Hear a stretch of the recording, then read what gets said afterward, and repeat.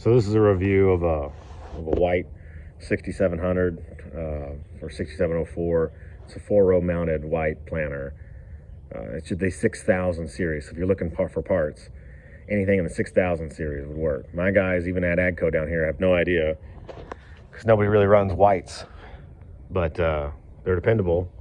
It's been good to me. This will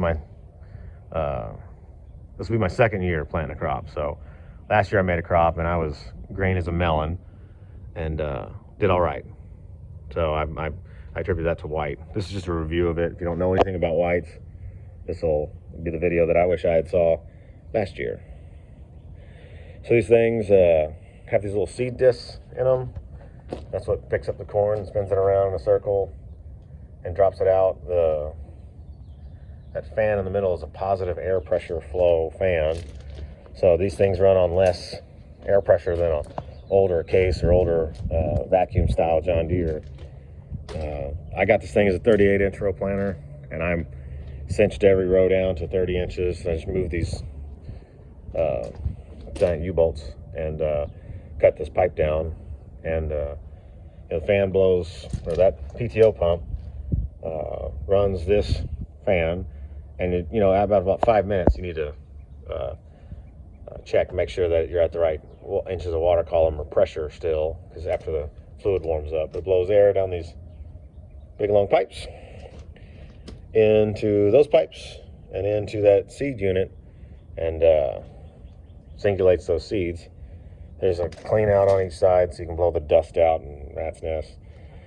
The only dock on these white planters is you have to pay attention to the air pressure. So if you're an idiot, like I was last year, you run too much air pressure, you'll have too many doubles, so you'll overplant. So you'll spend more on seed than you want to. So just look at the owner's manual. If you don't have an owner's manual, buy one. It's worth it. It'll give a recommendation on the seed size, shape, and air pressure settings, or inches of water column. And these things don't like flats, from what I've heard. I'm going to plant large flats this year to see, just to try it out, because that's what my seed dealer's got. So they say don't let the shape of the seed determine what you plant, not the genetics. So I'm not at the precision planting stage yet, where I'm at 99% singulation and doubles. So I'm just trying to get a crop. So we're gonna go over the row unit. So each individual hopper, I think they're 2 bushel boxes. It's all chain driven, so these wheels have to be aired up to the right pressure, like 35 pounds. They spin around in a circle, drive that chain next to it, which drives these chains, which drive the seed discs. So the seed discs spin around because the wheels are spinning on the ground, and the seeds are held in place by the fan. You can change your population by changing these sprockets. You just slide them over and move the chain, and there should be a chart here, or they're all over the internet, for your row spacing and planted and your population you want. They have the max listed miles per hour, like speed you can go to expect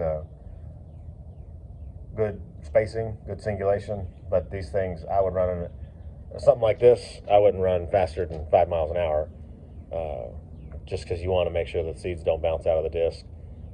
And you're running a small 4-row planter. Seeds drop down a seed tube, and inside the seed tube, if you want to check the seed tubes, you got to remove the gauge wheel, which is just a 3/4 inch bolt, pop it off, and then there's a 15/16 bolt to hold the openers on, and you can see the sensor for the monitor that's inside. It's a real caveman monitor. But it lets you know that if a row unit is stopped planting, or if a chain popped off or something. Drops down the seed tube, and then I put the seed firmers on, and I put the closing wheels, the spike closing wheel on this year. That spike closing wheel, you can get it at Barn Door Ag or something, and it's just an add-on to like you take that rubber wheel off and you can put that spike wheel on, because trying to do this super cheap this year. You adjust the depth seed planting with this, and I believe it's a quarter of a turn, or a full turn is a quarter of an inch. Don't quote me on that actually. So look at the manual. I found it to be accurate. You gotta grease them up and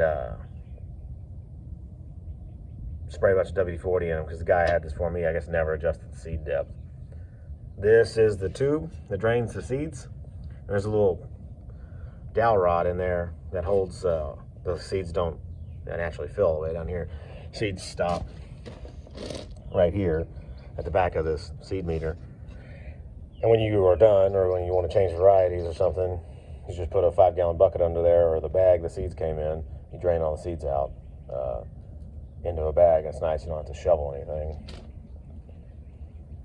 So, and the down pressure, or the closing wheel pressure is adjusted there with just springs. It's not, you know, super accurate, but it's nice to be able to adjust it per your conditions for the day. You don't really get to do for in the field conditions, but that's for the big precision planter guys. These are the seed discs that everyone talks about, and this is what I ran last year. I had a bunch of doubles because I had too high air pressure, and I was running a large round, I think. And these are large flats that I'm going to plant this year. And you can see in there that I can fit pretty much, well, that's probably a terrible photo. I can fit 2 seeds per slot, and I will absolutely have doubles galore with flats. These planters just don't like flats, from what I've heard. This is the small seed disc. This large disc is the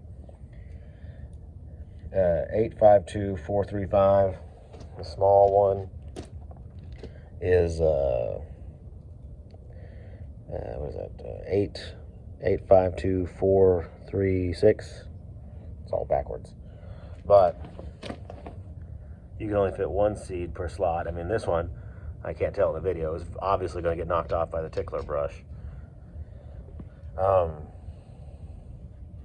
going to switch over to the small seed corn disc this year so that I can run a little bit higher air pressure to make sure that I don't get any skips, but smaller discs so that I try to make sure I don't have too many doubles. That's the game you run with these old planters is you can adjust it for, I guess, how worn out the thing is. Whether you want higher air pressure or lower air pressure, put the different discs in. The discs are not hard to change out at all. Like, I got this one actually off. Go over to this one.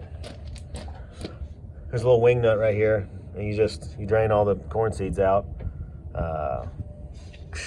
Twist that wing nut off, seed disc come out, put the new one on, and tighten it up. There's some shims behind these seed discs. I haven't screwed with them at all. This one's got 1, 2, 3. Yeah. So I've heard to run 2 or 3 of those with the small disc. All in all, I like it. They have no resale value, so I picked this thing up for dirt cheap at an auction. The parts, people don't like white planters because they're hard to find parts for, but my case dealer that's here in town got Kinsey disc openers because they're the same size and shaft size. Chains are pretty uniform. The only thing real specific to are like the seed meters, boxes, lids, fan. But everything else is pretty generic. You can get it anywhere. I guess the monitor.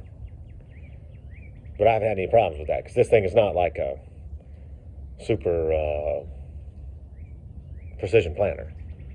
It's just it gets you a crop. The row units, these 6700 series, you want to turn the row unit off. Like if you're done planting and you only have 2 rows you need to left plant, and which this really applies to like 16 row or 12 row planters, and you only need to plant 2, 3, 4 rows. You can shut these individual rows off by each one of these things has a little deal like this, and this thing comes out, twist it, and that, this is gonna be the worst video ever. That keeps this chain from being driven. And so if you're having problems with the one row you're not planning, look at that first. Make sure that is driving this chain. The monitor in this thing is the SM1000, which is just like a caveman monitor, but it's nice. It lets you know that seeds are coming out of the tube. You don't know your population, you don't know your singles, your doubles, anything, but I got 4 row planters, so it's got 4 lights there. The lights just blink. Every time a seed passes down the seed tube, there's a little IR light, which I haven't had any problems with, and it blinks. And when there are not seeds passing through the light, it'll beep. And these things, we'll have only 4 rows, so if row number 2 stop blinking, this thing will squeal and beep real loud, and you'll know to go check your row number 2, see what's wrong with it. They're loud as all get out, so I put a piece of duct tape over the speaker right here, and on the bottom there was a vent, I guess, for the speaker, which I covered up with some plastic bag and a duct tape, and it's not that loud, but it's about regular voice level now. But oh my god, it was loud whenever I first got it. It has a 12-volt plug, so you need a cigarette lighter or something, and that's what all these wires are spun up around. They go down. That glowing red light is a 12-volt plug I added to power the monitor, and then it's got a plug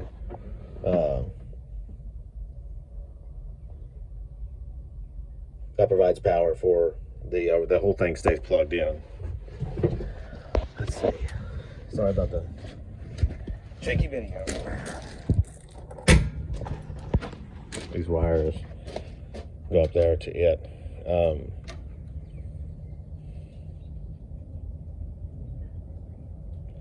Mine had a separate power port on the back, so I used it. I plugged my baler monitor in during the hay season.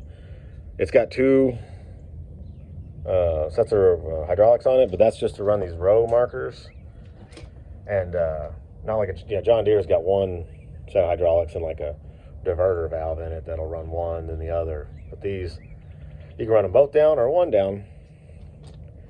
I don't use markers anymore since I got GPS, which is probably more, I don't know, out of all the things that I bought, that's probably the most beneficial, because I'm able to turn around now when I get on a row and focus on what I'm doing, whether it be cutting or baling or planting, spraying. I don't have to hold the steering wheel. I can focus on what I'm doing. So if you get the chance, go for guidance. It's getting cheap nowadays. But I'm going to plant it again this year, and I'll let you know how it goes. But the big deal is this is kind of a basic review of a white planter. If you have any questions, hit me up on Facebook or something. I'd love to help somebody else out that was just as lost as I was.